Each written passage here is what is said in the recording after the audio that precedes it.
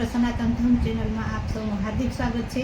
આજે હું ગુરુવારની શ્રાવણ મહિનામાં આવી ગુરુવારની વાર્તા કરવાની છું। તો તમે બધા આ વર્ષમાં એક જ વાર ગુરુવાર કરો, એનું ફળ આખા વર્ષને આપણે કોઈ દિવસ આપણા ઘરમાં ગરીબાઈ ન આવે। તો આ ગુરુવારની વાર્તા કરજો વિધિ વિધાન સાથે, તો તમે બધા સાંભળજો અને મારી ચેનલને લાઈક કરજો, સબસ્ક્રાઈબ કરજો અને શેર કરજો। ઓમ નમો નારાયણ। તો પૂજા વિધિ કહું છું તે બધા સાંભળી લેજો। પૂજા વિધિ એટલે શ્રાવણ મહિનામાં અંજવાળિયો ગુરુવારે આ વ્રત કરવું, બને તો મહિનાનો પહેલો અને બીજો ગુરુવાર જ કરો। સવારમાં માથું ધોયા વગર સ્નાન કરવું અને પીપળાનું પાન લેવું, તેમાં બૃહસ્પતિ સ્વામીનું સ્થાપન કરવું એટલે ચિત્ર દોરવું। ચિત્ર ન દોરતા ખાલી એમને 5 આપણે તિલક કરી દઈએ ને તોય હાલે। સોપારી એટલે ચાંદીની ગીની એટલે ચાંદીનો સિક્કો હોય તો હાલો, અને ન હોય તો પાવલી પણ હાલે। 1 વાટકી ચોખા અને 1 વાટકી 8 વાકે ઓલા 8 સરનો દોરો લેવાનો, સૂતરનો 8 એમાં 8 ગાંઠો વાળવાની, અને સૂતરના 8 વડાની દોરાની વાટ કરી તેનો દીવો કરવો। ત્યારબાદ બૃહસ્પતિ સ્વામીનું નામનું સ્મરણ કરવું અને વાર્તા કહેવી। એક ટાઈમ જમવું અને જમતી વખતે પૂજાનું સ્થાપન રાખવું। તેમાં 1 વાટકી ચોખા લઈને 8 રોટલી કરવી, 1 વાટકીમાં ખાંડ રાખવી અને 1 વાટકીમાં ઘી રાખવું તથા દીવો કરવો। 8 મુઠ્ઠી રાંધેલા ચોખા, ઘી તથા ખાંડ તેમજ દૂધની સાથે ખાવું। આ સિવાય કંઈ પણ ખાવું નહીં અને દહીં પણ નહીં ને ઉથાપન એટલે સાંજે પીપળાનું પાન તથા સોપારી તથા દોરો આગલા વર્ષના પીપળાના થળના મંદિરે મૂકી આવી અને ચાંદીની ગીની નવી સોપારી તેમજ દોરો તેજુરીની અંદર મૂકી દેવું ને પૂજામાં રાખો, જેથી સંપત્તિ અને વૈભવ રહે। પાટલા ઉપર રાખેલા ચોખા કોઠીમાં પાછા નાખવા, ઘી અને ખાંડ પણ તેના ડબ્બામાં રાખવા, જેથી ભંડાર ભર્યા રહે ને વાટકીમાંના ચોખા મંદિરમાં મૂકી દેવા। વાર્તા એટલે શ્રાવણ મહિનો આવ્યો અને પ્રથમ અંજવાળિયાનો ગુરુવાર પણ હતો। બૃહસ્પતિ સ્વામી તથા શનૈશ્વર દેવ બંને એક ગામના પાદરમાં ભેગા થયા। બંનેની વચ્ચે વાદ વિવાદ થયો। શનૈશ્વર દેવ કહે હું મોટો, બૃહસ્પતિ સ્વામી કહે હું મોટો। આમ બંનેની વટચડસા પારખા લેવાનું નક્કી થયું। બંને પોતાની શક્તિ પ્રમાણે શરૂઆત કરી। સૌ પ્રથમ શનૈશ્વર દેવ લીલીછમ વાડીમાં જઈને પહોંચ્યા। બૃહસ્પતિ સ્વામી સૂકા ખેતરમાં જઈને બેઠા। શનૈશ્વર દેવના પ્રભાવથી લીલીછમ વાડી સુકાવા લાગી, જ્યારે ગુરુદેવના પ્રભાવથી સૂકા ખેતર અનાજથી હિલોડે લેવા લાગ્યા। શનિનો પ્રભાવ આકરો છે, જ્યારે ગુરુદેવનો પ્રભાવ સુખ, શાંતિ અને વૈભવ મળે છે। ફરી બંને એક તળાવ પાસે ભેગા થયા।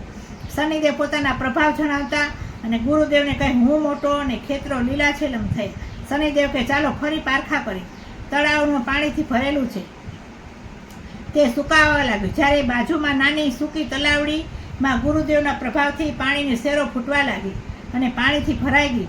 ફરી એ જ વાદ વિવાદ બને પોતાના પ્રભાવ બતાવવા ગામમાં જવાનું નક્કી કર્યું। શનૈશ્વર દેવ એક પેઢીમાં જઈને બેઠા।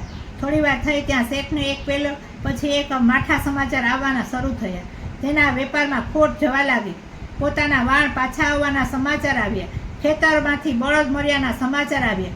આવા એક પછી એક માઠા સમાચાર શેઠને વિચાર આવ્યો કે આપણી પેઢીમાં કોણ આવીને બેઠું છે, કોઈ સારા સમાચાર જ નથી આવતા। વણોતર શેઠને કહ્યું કે બહાર એક બાવાજી બેઠો છે। શેઠે વણોતરને તેમને અંદર બોલાવવા કહ્યું। શનૈશ્વર દેવ અંદર આવ્યા। શેઠે પૂછ્યું તમે કોણ છો, તમારે શું જોઈએ છે? અમારી પેઢીમાં આવા સારા સમાચાર નથી આવતા, ધંધામાં નુકસાની થઈ જાય છે। ત્યારે શનિદેવ કહે હું શનૈશ્વર દેવ છું, મને સવાશેર અડદ અને તલનો લાડવો અને કાળું કપડું આપો તો હું જતો રહીશ। આટલું આપશો તો હું હતું તેવું તો નહીં થાય, પરંતુ તમે ખાતા પીતા સુખી રહેશો। હવે બીજું બાજુ એટલે બૃહસ્પતિ સ્વામી એટલે ગુરુદેવ ગામની એક નાનકડી હાટડીમાં જઈને બેસે છે। વાણીને તો ખૂબ વેપાર વધી જાય છે, આવક વધવા માંડી। તેથી વાણીઓ વિચાર કરે છે આજે આપણી હાટડીમાં કોણ આવ્યું છે? જઈને સ્વામીજીને પૂછે છે કે મહારાજ તમે કોણ છો? તમારા આવ્યાથી અમારે આજે કેમ ખૂબ વેપાર થયો છે? ત્યારે બૃહસ્પતિ સ્વામીએ કહ્યું હું બૃહસ્પતિ સ્વામી છું, મારે આજે ભોજન કરવું છે। કોઈ બ્રાહ્મણનું ઘર હોય તો ત્યાં જઈને જમવું, તો મને કાચું સીધું આપ। ચપટી ચોખા, ખાંડ અને ઘી વાણિયા પાસેથી સીધું લઈ સ્વામીજી બ્રાહ્મણના ઘરે જાય છે। બ્રાહ્મણના ઘરમાં માજી એકલા હતા। વહુ દીકરા અને દીકરી બહાર ગયા હતા। સ્વામીજી કહે સીધું માજીને આપી અને કહ્યું મને આ ચપટી ચોખા રાંધી દો તો હું જમી લઉં।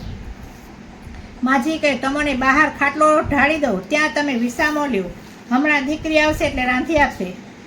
થોડી વારમાં બહારથી આવે છે અને કહે છે કે ગોરાણી, આજે તો આ લોટનો ખળિયો ભરાઈ ગયો અને સીધા પણ આવ્યા, દક્ષિણા પણ મળી. માજીએ પૂછ્યું, આપણે ત્યાં કોણ આવ્યું છે? ગોરાણી કહે, ગોરાણી બોલ્યા, કોઈ બ્રાહ્મણ આવ્યા છે, ચોખા રાંધવાનું કહીને સૂતા છે. થોડી વાર બાદ વહુ દીકરી આવી ગયા. તેમણે ચોખા રાંધી નાખ્યા એટલે બ્રાહ્મણ અને ગુરુદેવને ઉઠાડવા ગયા, પરંતુ કોઈ કાંઈ બોલ્યા નહીં. એટલે થયું કે આ તો સ્વધામ પહોંચી ગયા લાગે છે. ગોરાણીને કહ્યું, આપણા ઘરમાં આવું બન્યું, આપણે ગામમાં ભગવાઈ જશું, માટે ખાડો ખોદી આપણે અહીં ફળિયામાં માટી દઈને દીકરાઓએ ફળિયામાં ખાડો ખોદવાનું શરૂ કર્યું તો અંદરથી સોના મોરોના ઢગલા નીકળવા માંડ્યા. આથી ઘરના બધા વિચારવા લાગ્યા, આવેલ બ્રાહ્મણ નક્કી કોઈ દેવ લાગે છે, ઘરમાં આજે ભંડાર ભરાતા જ જાય છે. હજી વાતો કરતા હતા ત્યાં જ બૃહસ્પતિ સ્વામી આળસ મળીને બેઠા થઈ અને બ્રાહ્મણને જમવાનું આપે છે. સ્વામીજીને જમીને ખૂબ જ પ્રસન્ન થાય છે અને બ્રાહ્મણ કહે, આપ દેવ છો, આપની કૃપાથી અમારું દારિદ્ર્ય ટળ્યું છે. સ્વામીજી કહે, હું બૃહસ્પતિ સ્વામી છું. તમે શ્રાવણ માસનો એક ગુરુવાર એટલે ખાંડ ભાત અને ઘી ખાઈને કરજો. તેમજ તે દિવસે 7 કામ કરશો નહીં. માથું ધોવું નહીં, ગોરા વિછળવા નહીં, વાળ કપાવા નહીં, દાઢી કરવી નહીં, વળંગડીએ કપડાં ટીંગાડશો નહીં, ગોર અને ગોર માટી કરવી નહીં, ઉંમરે ઓસુક મૂકી સૂવું નહીં, તેમજ ચાંદીની પાવલી પીપળાના પાનમાં રાખી મારું સ્થાપન કરી પૂજા કરવી, જેથી તમે વૈભવ ધન સંપત્તિ મેળવશો ને દરેક વાતે સુખી રહેશો.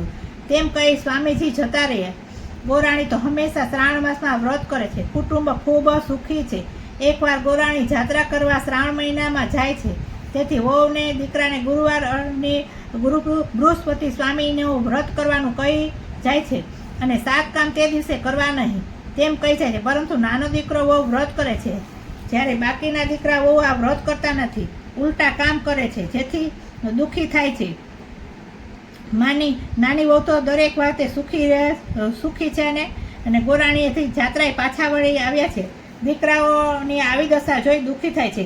જંગલમાં બૃહસ્પતિ સ્વામીને ગોતવા જાય છે. હે બૃહસ્પતિ દેવ, કરો તમારી સેવા, તેમ બોલતા જાય છે. સ્વામી મળે છે ને માજી માફી માગે છે. એટલે બૃહસ્પતિ સ્વામી કહે કે જો ફરી વાર વ્રત કરશે તો દુઃખી નહીં થાય અને ખાતા પીતા રહેશે. શનીશ્વર દેવ અને બૃહસ્પતિ સ્વામીના આ વિવાદમાં શનિદેવ ગુરુદેવને મોટા ગણીને સ્વીકારે છે. જે બૃહસ્પતિ સ્વામીનું વ્રત કરશે તે રીધિ સિદ્ધિ મેળવશે અને સુખી થશે.